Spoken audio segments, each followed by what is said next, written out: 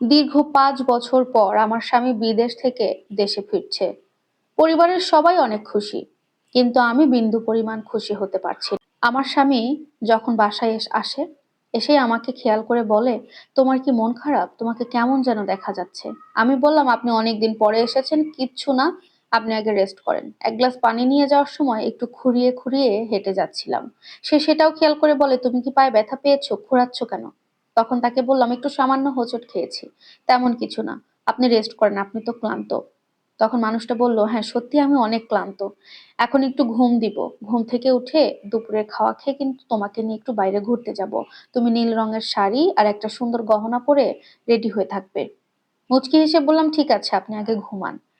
কথা অনুযায়ী দুপুরবেলা ঘুম থেকে উঠে সে খাওয়া দাওয়া করে এখন আমাকে বলছে, যাও এখন আগে রেডি হয়ে আসো। তখন তাকে বললাম, দেখেন আমার তো তেমন কোনো শাড়ি বা গহনা নেই, তার থেকে ভালো আপনি একাই একটু ঘুরে আসেন, এটাই ভালো হবে। তখন আমার স্বামী রেগে গিয়ে বলছে, তুমি কি আমার সাথে ফাইজলামি করো? এত বছর পরে দেশে আসছি, তোমাকে নিয়ে একটু ঘুরবো না?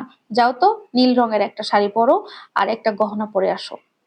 তখন আমিও একটু গলা উঁচু করে বললাম, আমি কেন আপনার সাথে ফাইজলামো করব?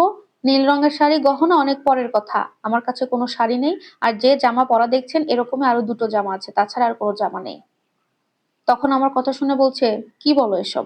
তোমাকে যে মাসে মাসে টাকা পাঠাই, তাছাড়া ফোনে যে সব সময় বলো হ্যাঁ এটা আছে ওটা আছে, গত মাসে ১.৫ লক্ষ টাকা পাঠালাম তোমার গহনার জন্য, সেগুলো গেল কোথায়?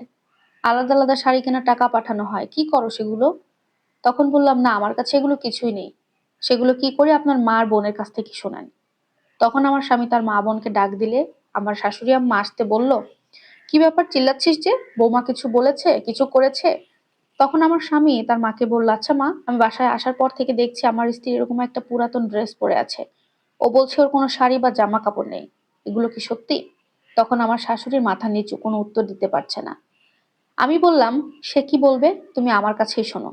তুমি যে মাসে মাসে আমার হাত খরচের টাকা দিতা, সেই টাকা তোমার মা আমাকে একটা কানা করেও দিত না। আমার পুরো মাস চলতে হতো আমার বাবার কাছ থেকে টাকা এনে। আর যে তুমি শাড়ি কেনার জন্য টাকা পাঠাতা বা এক্সট্রা যা যা টাকা পাঠাইতা, সব তোমার মা তোমার বোনকে দিত আর নিজের কাছে রাখতো। আর গত মাসে যে ১.৫ লক্ষ টাকা দিয়েছো সেটার কথা বলছো, সেই টাকা দিয়ে তোমার মা তোমার বোনকে আইফোন কিনে দিয়েছে, হাতে ফোন আছে, নিজেই দেখে নাও। তখন দেখি আমার স্বামী তার মা আর বোনের সাথে খুব খারাপ ব্যবহার করছে, তাদের মা ছেলের সম্পর্ক, ভাই বোনের সম্পর্ক নষ্ট হয়ে যাচ্ছে।